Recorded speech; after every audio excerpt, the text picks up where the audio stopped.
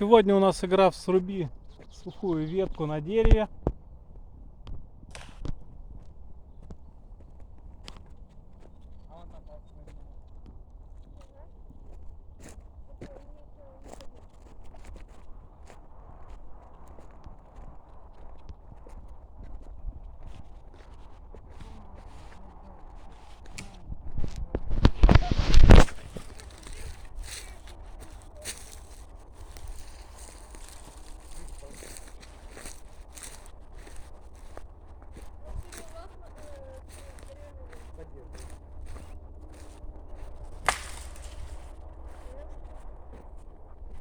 Вот тут ландыши, кстати, цветут.